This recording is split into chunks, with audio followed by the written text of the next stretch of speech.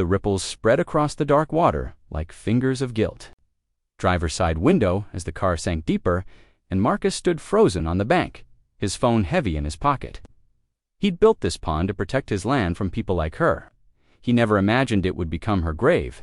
The question wasn't whether he'd pull her out, it was whether he'd let the world know she'd been trespassing when she died.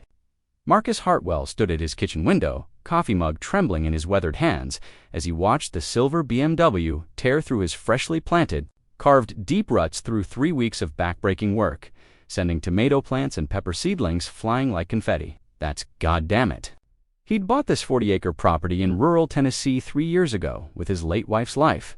Insurance money, their dream retirement home that Margaret would never see. The land had been cheap because it was landlocked, accessible only through a narrow easement that technically belonged to the county but ran right through Karen Whitmore's pristine suburban development next door. Karen had made it clear from day one that she considered his presence an eyesore on her perfect little kingdom. Marcus grabbed his boots from the mudroom and stomped outside, his arthritis screaming in protest. At 72, he wasn't the man who'd built bridges for the Army Corps of Engineers, but he still had fight left in him. The BMW was already gone. But the damage remained, a scar of churned earth and destroyed plants that, a text from an unknown number. Finally, get the hint and sell to someone who belongs here. Marcus's jaw clenched. He'd blocked Karen's number months ago, but she kept finding new ways to reach him. He walked to the property line where his chain-link fence met the pristine, white pickets of Whitmore Estates. The contrast was jarring his modest ranch house with its peeling paint and overgrown yard against the backdrop of her manicured paradise. Karen emerged from her back door as if summoned, her platinum blonde hair. She wore white linen pants and a coral blouse that probably cost more than Marcus's monthly Social Security check. "Good morning, Marcus," she called out, her voice sickeningly sweet. "I see you've been playing in the dirt again." "That's criminal trespass." Karen laughed, a sound like breaking glass. "Oh, honey, I was just taking a shortcut to the main road. It's not my fault you planted your vegetables in a public thoroughfare."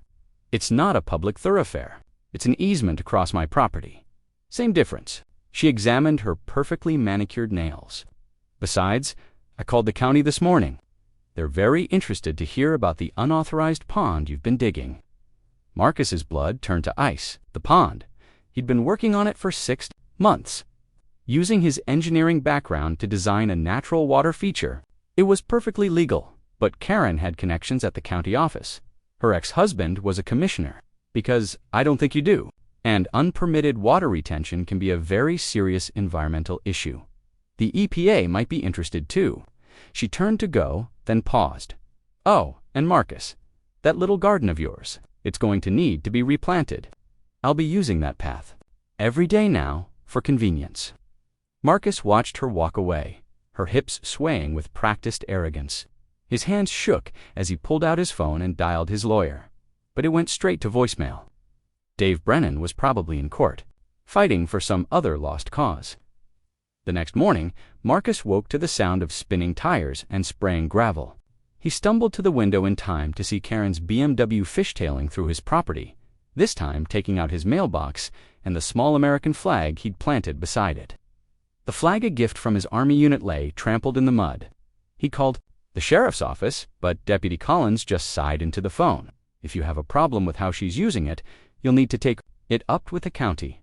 She's destroying my property." "I'm sorry, sir, but unless you have video evidence of deliberate destruction, there's not much we can do. Maybe you should consider relocating your garden." Marcus hung up and walked outside to survey the damage. His tomatoes were gone, his beans destroyed, his carefully tended pepper plants scattered like bones. 3 years of trying to make this place home, and Karen Whitmore was systematically destroying it.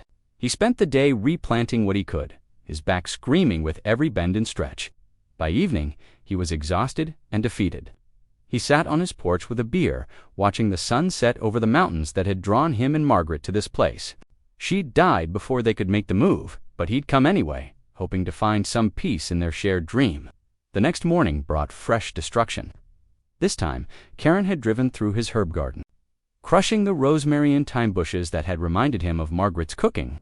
But there was something different about the tire tracks. They were deeper, more deliberate. She'd gone out of her way to cause maximum damage. Marcus's phone rang. Dave Brennan, finally calling back. "Marcus, I've got bad news. The county's issuing a stop work order on your pond. They say you need an environmental impact study. That's impossible." Marcus sank into his kitchen chair. $15,000. Marcus's savings were already stretched thin from the move and the property improvements. He couldn't afford to fight Karen's legal war. "There's more," Dave continued. "She's also filed a nuisance complaint about your property maintenance. Says you're bringing down property values in the area. What are my options?" "Honestly, you could sell." Karen's made it clear she wants the land for expansion. She's prepared to pay fair market value, and if I don't, then you're in for a very expensive fight. And Marcus, Karen Whitmore, has never lost a fight like this. That afternoon, Marcus stood beside his half-finished pond, watching the excavated earth slowly fill with rainwater. The pond was going to be a beautiful and natural swimming hole with a small waterfall, surrounded by native plants and stone pathways. Margaret would have loved it. This time she wasn't heading for the road. She was driving straight toward him, her car picking up speed as it crossed his property. Marcus dove aside as the BMW roared past, missing him by inches.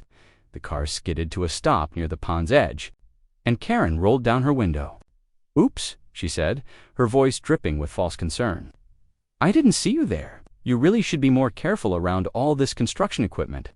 She put the car in reverse and backed up, deliberately running over his surveyor stakes and the small dam he'd built to control water flow.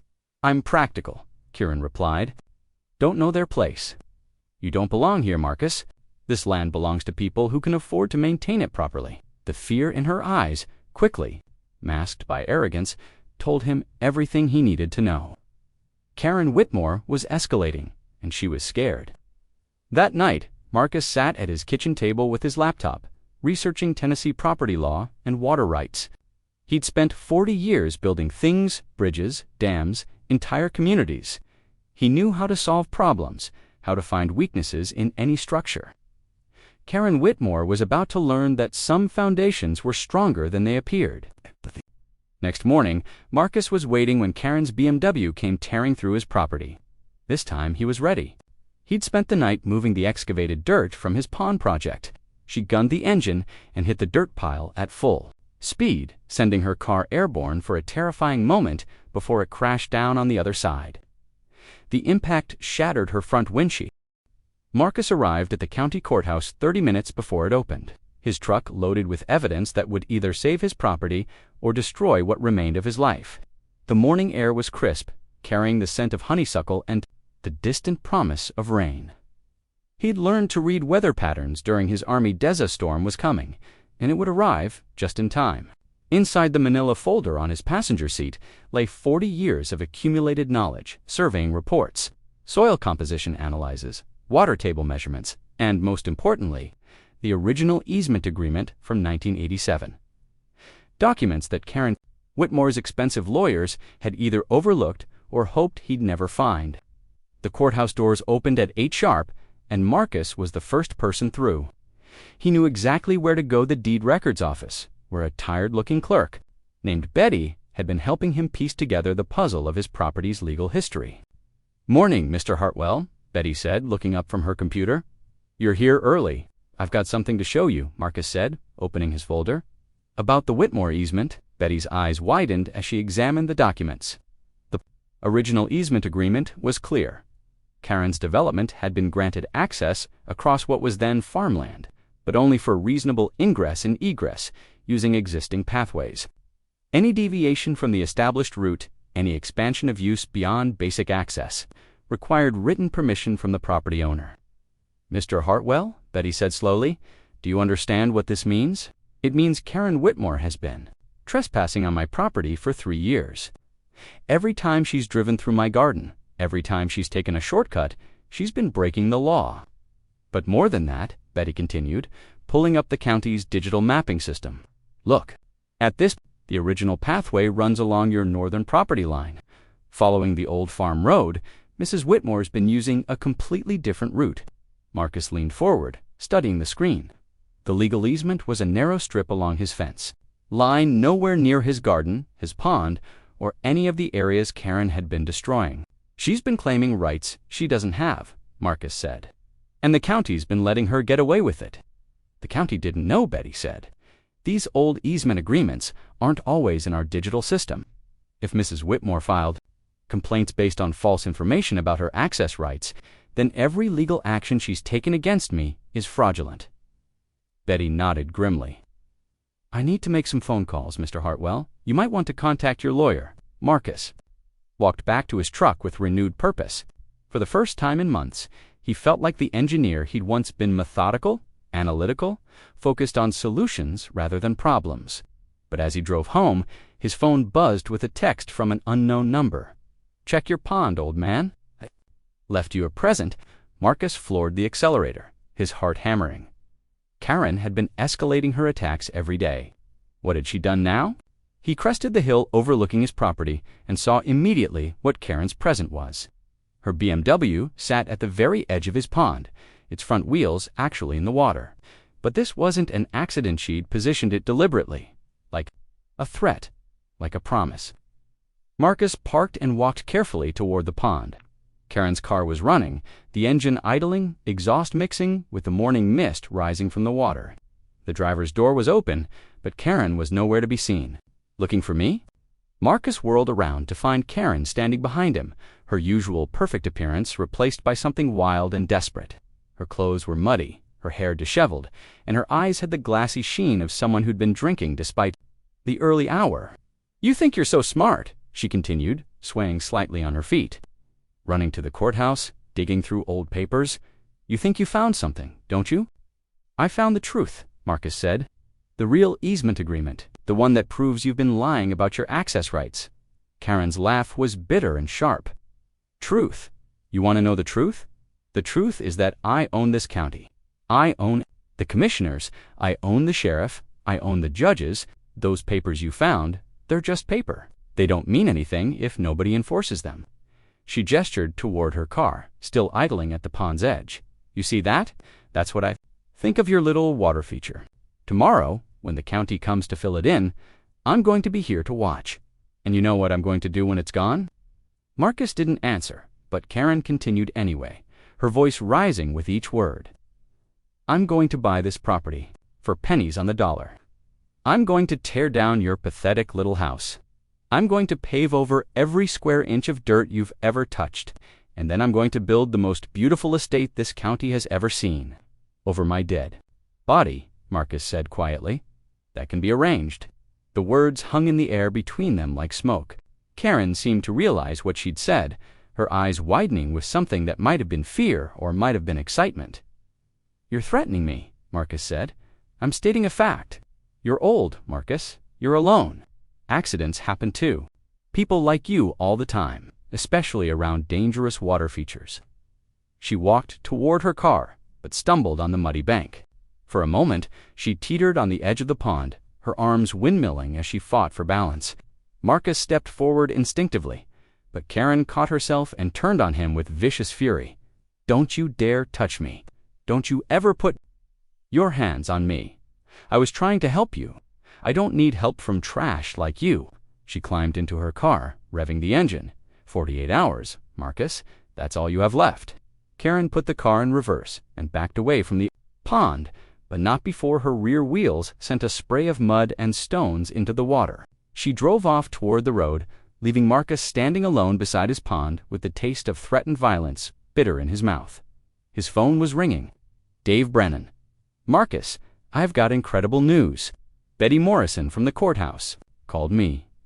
Do you know what you've found? The original easement agreement. More than that, you've found grounds for a federal lawsuit. If Karen's been using county resources to harass you based on false claims about her property rights, that's conspiracy and abusive process. We can not only stop the pond injunction, we can sue for damages. Marcus felt a surge of hope, followed immediately by caution. What's the catch? The catch is that this is going to get ugly. Karen's going to fight back with everything she has, and Marcus. She just threatened you, didn't she? How did you know? Because that's what people like Karen do when they're cornered. You need to be very careful. Maybe stay somewhere else for a few days while we sort this out. Marcus looked at his property, the damaged garden, the missing trees, the pond that had become the center of his war with Karen Whitmore. "I'm not going anywhere, Dave. This is my home." "Then at least call the sheriff. Get her threats on record." After Dave hung up, Marcus did call the sheriff's office, but Deputy Collins sounded tired and skeptical. "Mr. Hartwell, did Mrs. Whitmore specifically threaten to harm you?" She said, "Accidents happen to people like me around dangerous water features." "That's not really a specific threat, sir. It could be interpreted as a general safety concern." She said, "My death could be arranged." "Are you sure those were her exact words?" "Because Mrs. Whitmore has filed a complaint claiming you threatened her. She says you tried to push her into your pond this morning." Marcus felt the world tilt. Around him, that's not what happened. "I tried to help her when she lost her balance." "I'm not saying anyone's lying, Mr. Hartwell, but this situation is getting out of hand.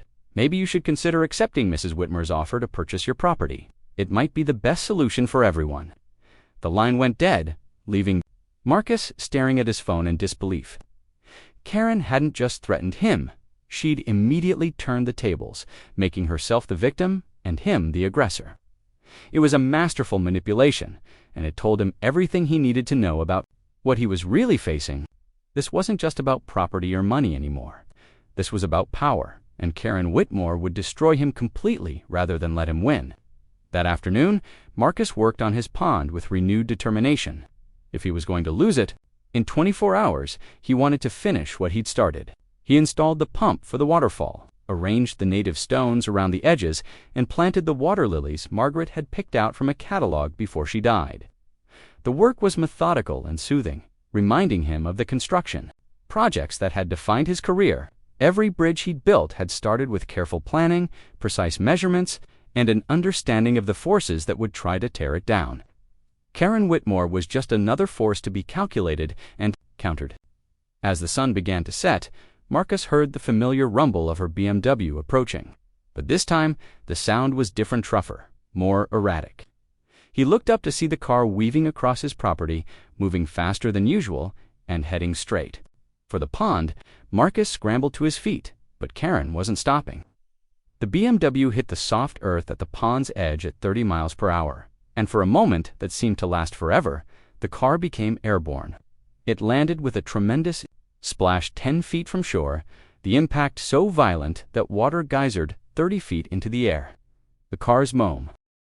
Victoria Ashford stood at Marcus's front door like a ghost materialized from his worst nightmare.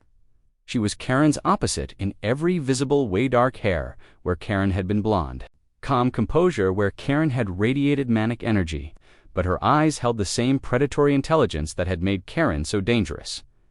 "May I come in?" Victoria asked, her voice carrying the subtle authority of someone accustomed to being obeyed. "I think you'll want to hear what I have to say privately." Marcus's instinct was to slam the door.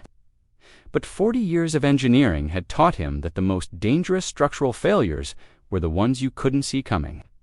Better to examine the threat directly than let it fester in shadows. "Coffee," he offered, leading her to his kitchen. "Thank you." Victoria settled into Margaret's old chair at the kitchen table, her movements precise and deliberate. "You have a lovely home. I can see why you've been so reluctant to sell." Marcus poured 2 cups, his hands steady despite the adrenaline coursing through his veins. "I'm sorry for your loss. Karen's death was a terrible accident." Victoria's tone remained conversational, but her eyes never left Marcus's face. "Because I've spent the last 12 hours reviewing the timeline, and some things don't quite add up." Marcus sat across from her, forcing himself to meet her gaze. "I'm not sure what you mean." Victoria pulled out a tablet and swiped through several photographs. These were taken by the county's traffic cameras. They show Karen's car leaving her driveway at 6:47 p.m. yesterday. The 911 call reporting her accident wasn't made until 8:52 p.m. "I was inside. I didn't hear the crash. Didn't hear a car hitting water at 30 miles per hour. From a house that's less than 100 yards away?" Victoria tilted her head slightly. "That's interesting, because according to the county's noise ordinance studies, sound carries exceptionally well across water. A splash that size would have been audible for half a mile." Marcus sipped his coffee, buying time to think. Victoria wasn't just fishing, she'd done her homework. "I had the television on. I'm a little hard of hearing. Are you?" Victoria made a note on her tablet. Because Sheriff Morrison's report says you heard what you thought was a fish jumping, not good enough to hear a 2-ton vehicle hitting the water. The trap was closing, but Marcus had walked into enough construction sites filled with hidden dangers to recognize when the ground beneath him was unstable. What exactly are you suggesting, Ms. Ashford? I'm suggesting that my sister drove into your pond at 6:47 p.m. and you didn't call for help until 8:52 p.m. I'm suggesting that during those 2 hours and 5 minutes, the words hung in the air like a blade waiting to fall. Marcus set down his coffee cup with deliberate care. That's a serious accusation. Do you have any proof? Victoria smiled for the first time since arriving, and Marcus understood why Karen had been the easier sister to deal with. Karen's cruelty had been obvious, theatrical, driven by emotion. Victoria's was surgical, calculated, lethal in its precision. I have the traffic camera footage showing when Karen left her house. I have the 911 call, times. I have acoustic analysis proving you would have heard the crash. And I have this. She swiped to a new photograph on her tablet aerial footage of Marcus's property taken from a drone. In the image, Marcus could see himself standing beside the pond, clearly visible in the early evening light. This was taken at 7:15 p.m. by a real estate drone I hired to survey Karen's property for expansion possibilities.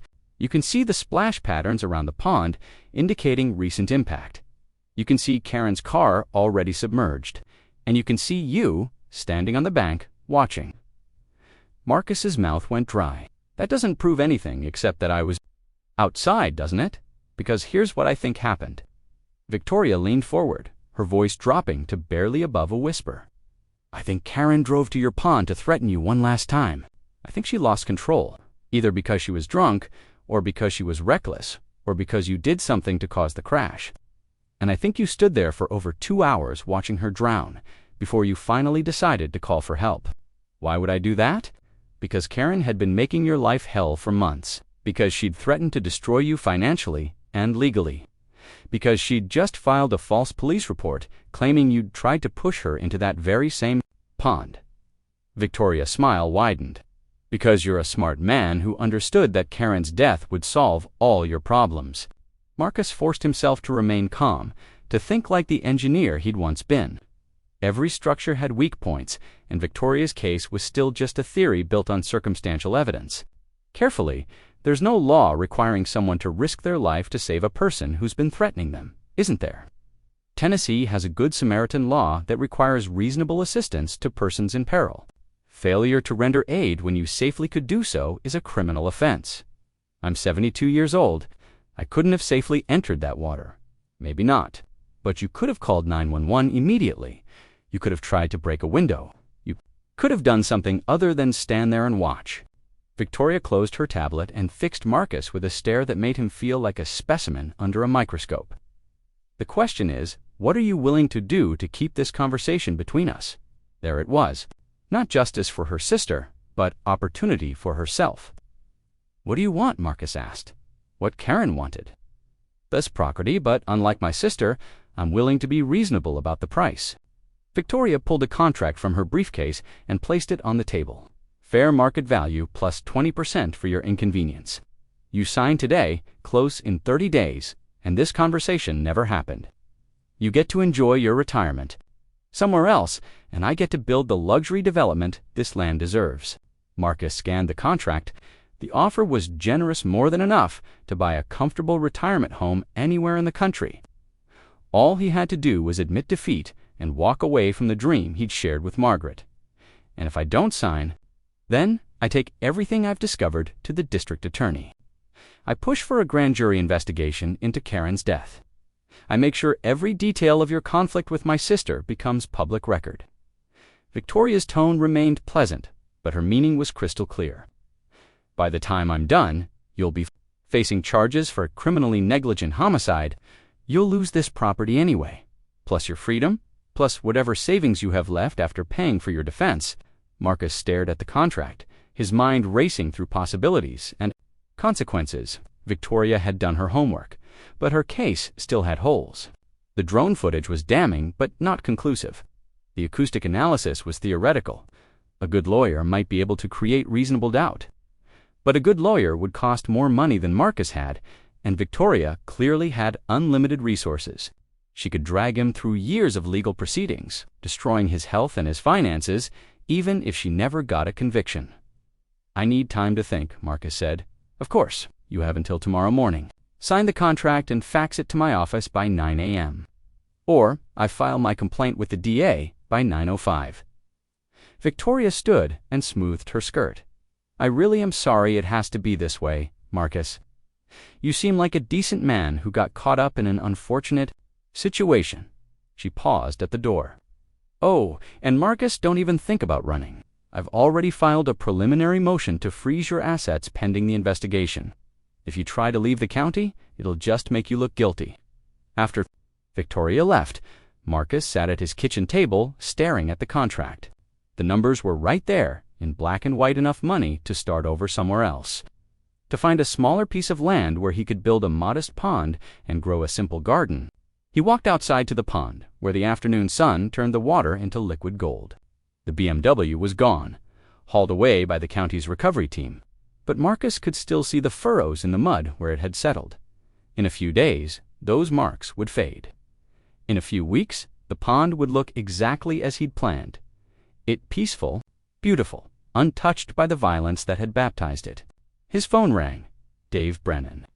"Marcus, I just got a very interesting call from Victoria Ashford. She's Karen's sister, and apparently some kind of hotshot prosecutor from Nashville. Me about your legal situation. What did you tell her?" "Nothing, of course. Attorney-client privilege." "But Marcus, she's asking very specific questions about the timeline yesterday. Do you want to tell me what really happened?" Marcus closed his eyes. Dave Brennan had been a good lawyer and a better friend. He deserved the truth, but the truth would make him an accessory to whatever Victoria decided to call Marcus's crime. "Karen drove drunk into my pond and drowned. I called 911 as soon as I discovered the accident." Marcus, Dave's voice was gentle but firm. "I've known you for 3 years. I know you're not a liar, but I also know you're not telling me everything. Some things are better left unsaid. Not when the..." Marcus drove the winding county roads with no destination in mind, just the desperate need to move, to think, to figure out who else had been watching his property and what they wanted. His rearview mirror showed empty asphalt, but the feeling of being observed clung to him like morning fog. His phone buzzed again. Blue Creek Diner, booth, in the back. "Come alone." The message included a photograph that made Marcus's hands shake on the steering wheel. It was a perfect shot of him standing beside his pond at 7:15 p.m. The night Karen died, the same time frame Victoria's drone had captured, but taken from ground level. In the image, Marcus's face was clearly visible, along with something that made his stomach lurch. He was smiling. Marcus didn't remember smiling as Karen drowned, but the photograph didn't lie. In that frozen moment, captured by someone hidden in the woods, he looked like a man watching his prayers being answered. The Blue Creek Diner sat at the intersection of 2 forgotten highways, a relic from the days when people drove for pleasure. Instead of efficiency, Marcus had eaten there with Margaret during their house hunting trips, back when the future held nothing but promise. Inside, the diner was nearly empty except for a lone figure in the back booth. Marcus recognized him immediately. Carl Hendricks, a thin, nervous man who'd worked as a surveyor for the county until his drinking problem got him fired. Now he scraped by doing odd jobs and apparently surveillance work, Marcus Carl said, gesturing to the opposite seat. "Appreciate you coming. What do you want, Carl?" Carl pulled out a tablet and scrolled through dozens of photographs. Marcus working on his pond, Karen destroying his garden, Victoria meeting with her husband and surveyor. But it was the timestamps that made Marcus realize the scope of what he was facing. "You've been watching me for months. 6 months to be exact. Ever since Karen Whitmore hired me to document your property maintenance violations." Carl's hands shook slightly as he reached for his coffee cup. "She paid me $500 a week to photograph everything you did, hoping to build a case for the county. So, this is about money. Everything's about money, Marcus. Question is, how much is your freedom worth?" Carl swiped to a video file. Security camera footage from the night Karen died, but this wasn't the distant drone footage Victoria had shown him. This was close-up high-definition video of Marcus standing beside the pond, watching Karen's BMW slowly disappear beneath the surface. In the video, Marcus checked his watch twice. "See, that's the thing about being a surveyor," Carl continued. "You learn to be patient, to observe, to document everything." That night, I was set up in the tree line with night vision equipment, trying to get footage of you dumping something illegal in your pond. Instead, I got a front row seat to a murder. It wasn't murder, it was an accident. Was it? Because in this footage, you can clearly see Karen's headlights still on underwater. You can see air bubbles rising to the surface. And you can see you standing there, making a conscious decision to let her die. Marcus forced himself to watch the video, to see his own actions from an outside perspective. The man on screen looked calm, calculating, utterly, without remorse. He looked like a killer. "What do you want, Carl?" "I want what everyone wants. A comfortable retirement." Carl leaned forward, his breath reeking of whiskey despite the early hour. "Karen was paying me to spy on you, but she's dead now. Victoria offered me $10,000 for this footage, but frankly, I think you'll pay more." "How much?" $50,000. Cash and I disappear forever. Try to negotiate, and the footage goes to the FBI by tomorrow morning. Marcus studied Carl's face, noting the telltale signs of desperation, the bloodshot eyes, the trembling hands, the sweet smell of alcohol seeping through his pores. This wasn't a calculated blackmail scheme like Victoria's. This was a desperate man making one last grab for financial security. "I don't have $50,000. "Sure you do. Victoria offered you fair market value, plus 20% for your property. That's at least $200,000. You sign her contract, take the money, and give me my cut. And then what? I lose my home, and you disappear, leaving me with nothing." Carl shrugged. "Better than spending the rest of your life in prison. At your age, a murder conviction is basically a death sentence." Marcus looked around the diner, noting the security. Cameras, the other customers, the waitress who kept glancing their way. Carl had chosen this location carefully public enough to ensure his safety, but isolated enough for a private conversation. "I need time to think. You've got 24 hours. Tomorrow at noon, I want an answer. Cash or conviction? Marcus, your choice." Carl stood to leave, then paused. "Oh, and don't bother trying to find me. I've got copies of everything stored, in multiple locations, with instructions to release them if anything happens to me. Kill me, and you guarantee your own destruction." After Carl left, Marcus sat alone in the booth, staring at his untouched coffee. In the span of 48 hours, he'd gone from victim to killer to extortion target. Each solution had created a new problem. Each victory had spawned a new enemy. His phone rang, Sheriff Morrison. "Marcus, I need you to come down to the station. We've got some new information about Karen Whitmore's death." "What kind of information?" "The kind that's better discussed in person." "Can you be here in an hour?" Marcus drove to the sheriff's station with a growing sense of dread. The building? It was a converted courthouse from the 1950s. All brick and fluorescent lighting and the smell of industrial disinfectant. Sheriff Morrison met him in the lobby, his expression carefully neutral. "Come on back to my office, Marcus. We need to talk." Morrison's office was spartanly decorated, a few commendations, a photograph of his family, a flag from his own army unit. He gestured for Marcus to sit, then closed the door. "I got a call this morning from the state police," Morrison began. "They're taking over the investigation into Karen Whitmore's death." Why would the state police be interested?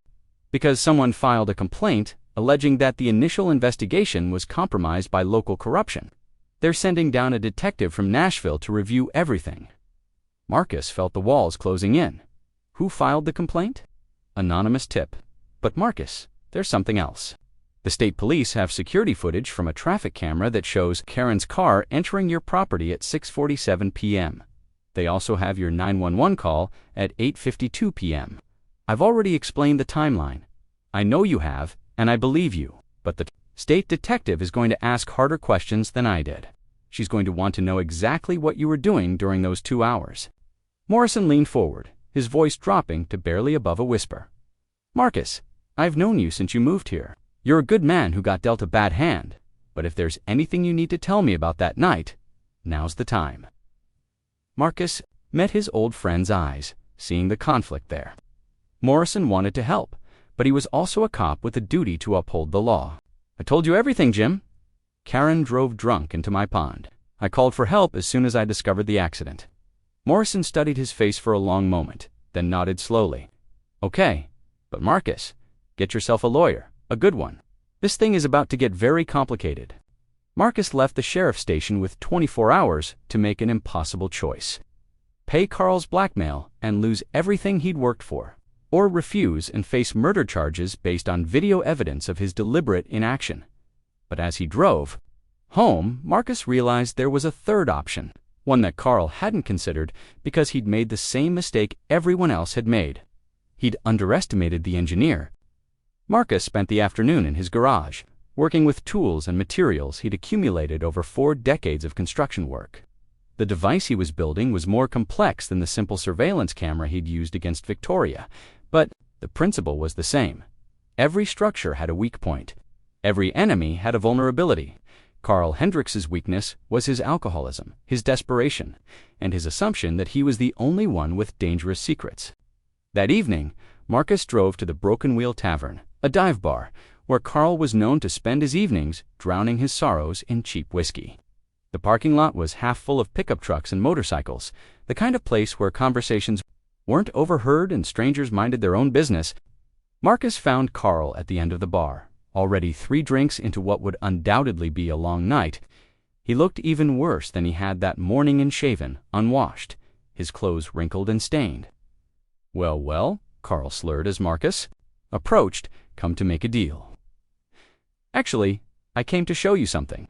Marcus pulled out his phone and opened a video file. Remember when you said you'd been watching me for 6 months? Carl squinted at the phone screen, his alcohol-addled brain struggling to process what he was seeing. The video showed Carl himself, crouched in the woods near Marcus's property, camera in hand. But the timestamp was from 3 months ago, and Carl wasn't alone.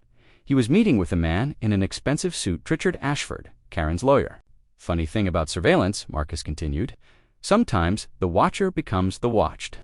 In the video, Carl could be seen accepting an envelope from Ashford, then handing over a memory card. The audio was crystal clear.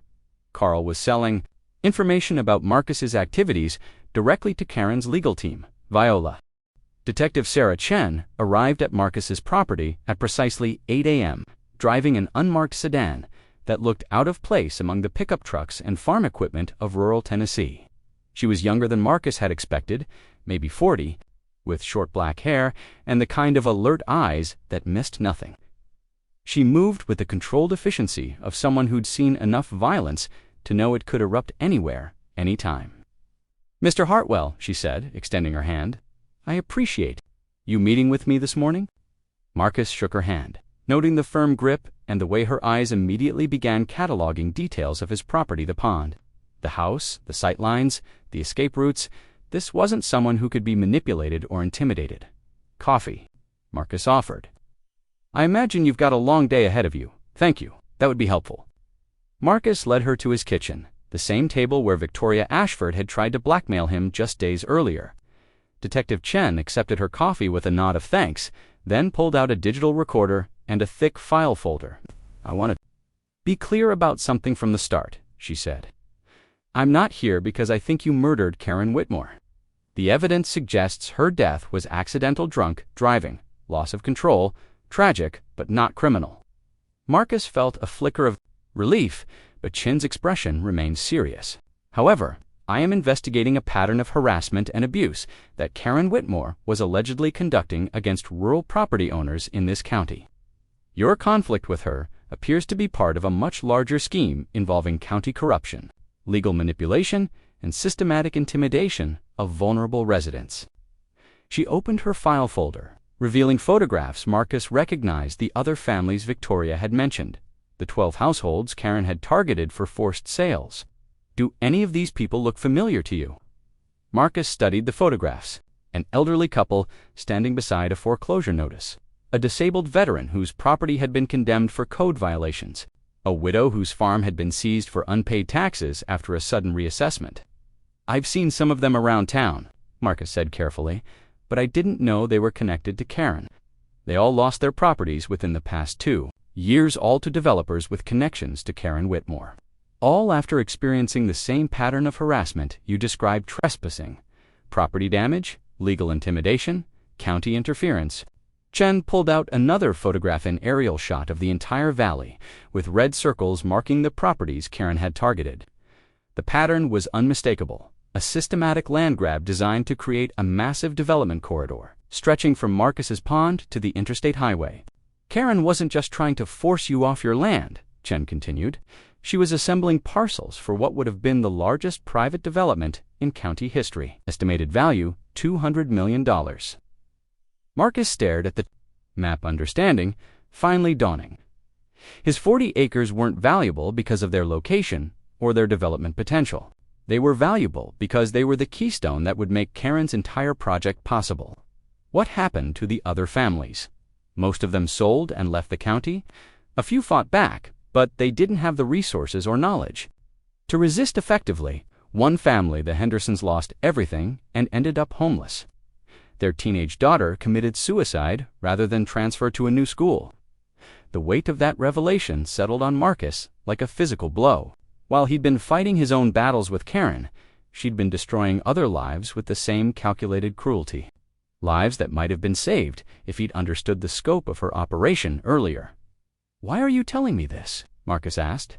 "Because you're the only one who successfully fought back." Karen's death ended her land grab, but it also created a problem. Without her to testify, we can't prosecute the county officials who helped her. The corruption continues, the victims get no justice, and other developers might try to replicate her methods. Chen leaned forward, her voice taking on an urgent tone. "I need your help to build a case against the broader conspiracy.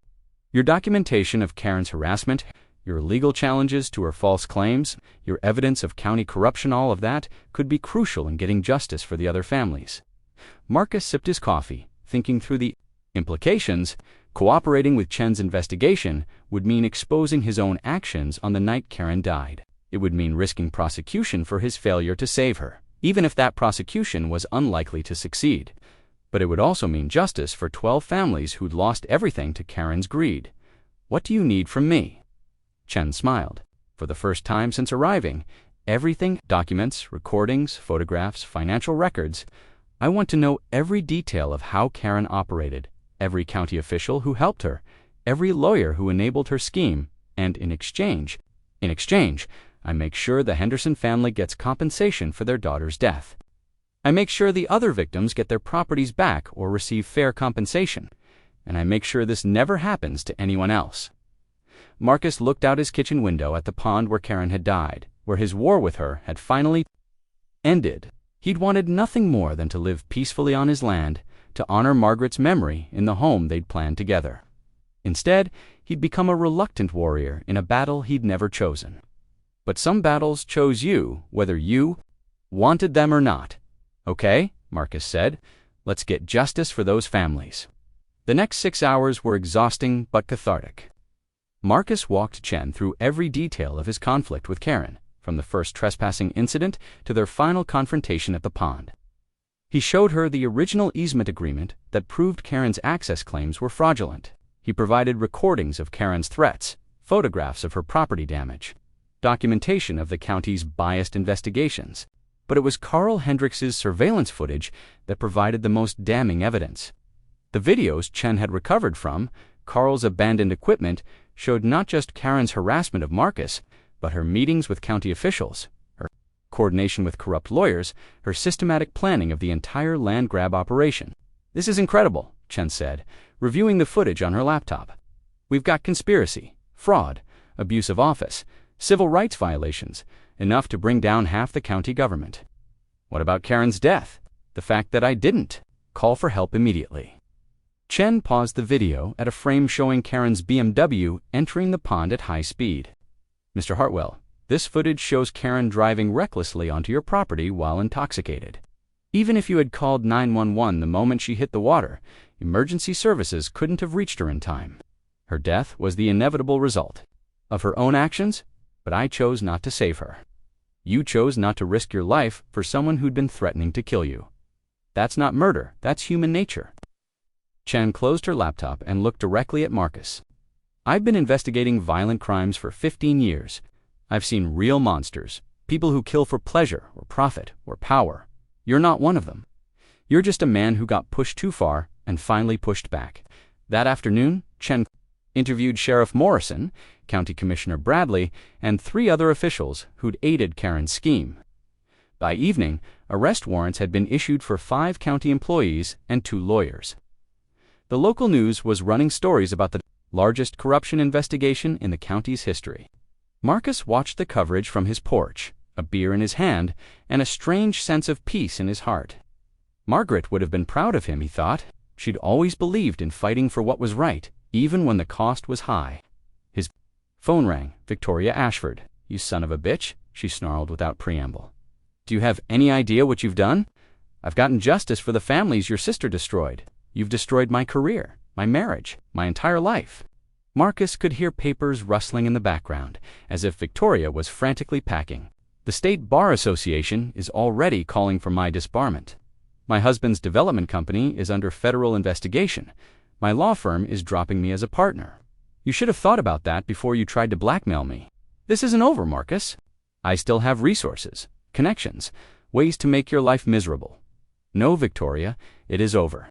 Karen's dead, her conspiracy is exposed, and her victims are getting justice. You can spend what's left of your resources fighting me, or you can use them to hire a good criminal defense attorney. Your choice." Marcus hung up and blocked Victoria's number.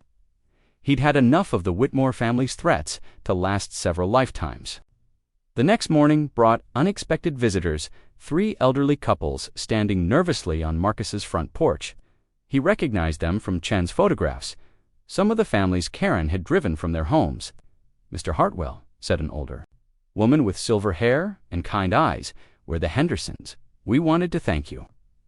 Marcus invited them in, making coffee for everyone and listening as they told their stories. Each family had experienced the same pattern of harassment Marcus had endured. But without his resources or knowledge to fight back effectively, "We lost our farm," said Robert Henderson, a man about Marcus's age, with weathered hands and sad eyes. 5 generation. Marcus walked slowly toward the government vehicles, his arthritis protesting the evening chill and his mind racing through possibilities. After everything he'd been through, every battle he'd fought and won, what could the FBI possibly want? With him now, Detective Chen met him halfway across the yard, her expression unreadable in the darkness. Behind her, the 3 federal agents spread out in a loose formation, not threatening, but alert, professional. "Mr. Hartwell," Chen said, "I need you to sit down for this." Marcus gestured toward the bench beside his pond. "Out here, actually. That's exactly where we need to be." Chen's voice carried an odd note, something between excitement and apprehension. "We've been excavating Karen Whitmore's digital records, following the money trail from her development scheme. What we found changes everything." Agent Sarah Morrison, a tall woman with steel-gray hair, stepped forward holding a waterproof tablet. "Mr. Hartwell, we've discovered that Karen Whitmore's harassment campaign was documented in extraordinary detail. She kept digital files on every property owner she targeted, including detailed plans for neutralizing resistance." Marcus felt ice forming in his stomach. Neutralizing? She had contingency plans for dealing with property owners who refused to sell. Agent Morrison continued. Legal harassment, financial manipulation, social isolation, and for the most stubborn cases, she had what she called permanent solutions.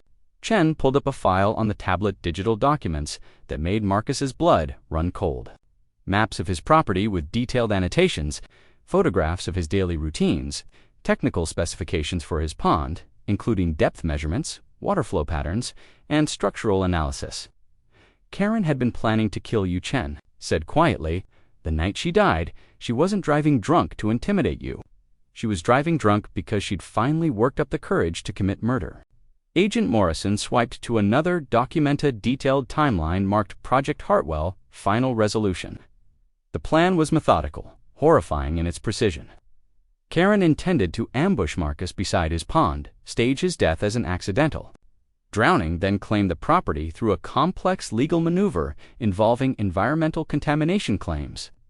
"We found similar plans for 3 other property owners who died in the past 18 months, Agent Morrison continued.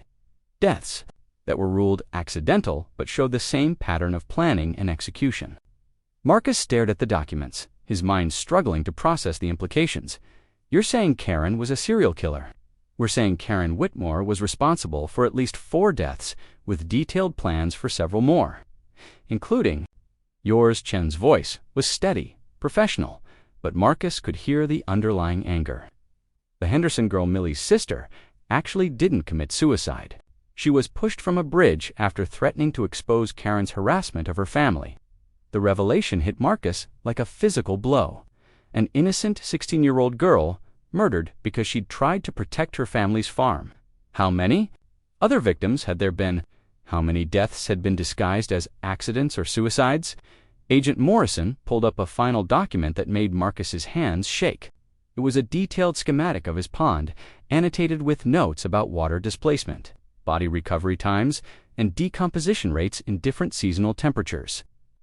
Karen had studied your pond for months, Chen explained. She knew exactly how to make your death look accidental. The irony is that her own death followed the same pattern she'd planned for a vehicle entering the water at high speed, with the victim unable to escape before drowning.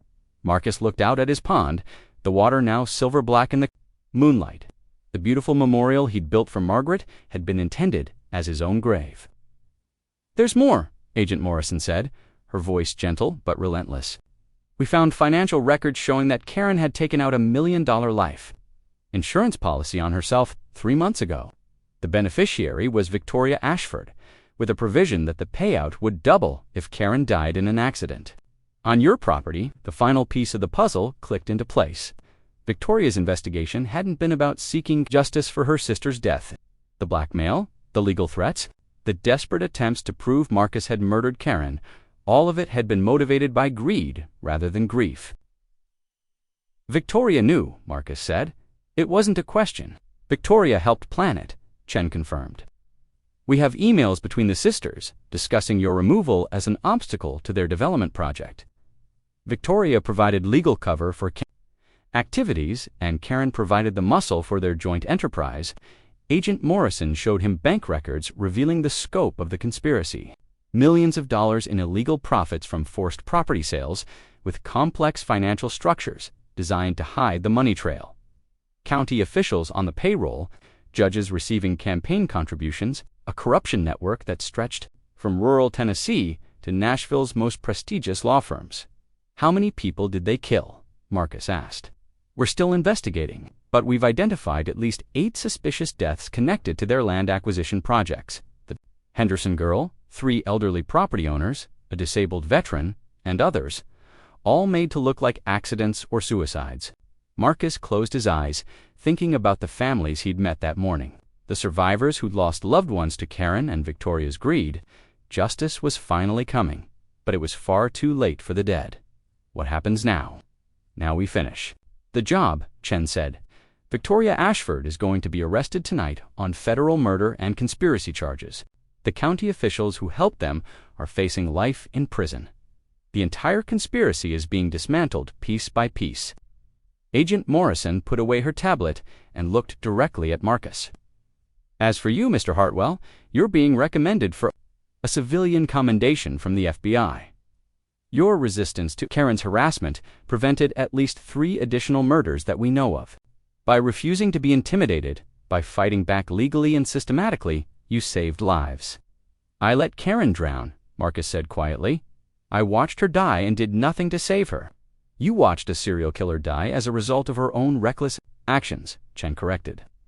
"A serial killer who was on your property to commit murder. A serial killer who had already killed at least 8 people and was planning to kill you next." She sat down beside Marcus on the bench, her voice taking on a more personal tone. "Marcus, I've spent my career investigating violent crimes. I've seen what real evil looks like, and I've seen what justice looks like. What happened to Karen Whitmore wasn't murder, it was karma." The federal agents spent another hour collecting evidence and taking statements, but their work was largely done. The case against Victoria and her co-conspirators was overwhelming, built on Karen's own meticulous documentation of her crimes. As the government vehicles finally pulled away, Marcus sat alone beside his pond, processing everything he'd learned. The woman who'd terrorized him for months hadn't just been a greedy neighbor, she'd been a calculating killer who'd murdered at least 8 people in pursuit of profit. His failure to save her hadn't been a moral failing yet, had been an act of cosmic justice. His phone rang. Emily Henderson, the young woman who'd texted him earlier. Mr. Hartwell. Her voice was shaky, emotional. The FBI just called us. They said ... They said my sister didn't kill herself. They said Karen Whitmore murdered her. Marcus felt tears forming in his eyes. I'm so sorry, Emily. I wish I'd known sooner. I wish I could have stopped it. You did stop it. By fighting back, by refusing to give up, you stopped her from killing more people. The FBI agent said, you probably saved my life because I was next on Karen's list for asking too many questions about Sarah's death. Marcus looked out at the pond where Karen had died, understanding finally washing over him like a cleansing rain. His choice that night to let justice take its course, rather than save a serial killer's life, had protected innocent people from future violence.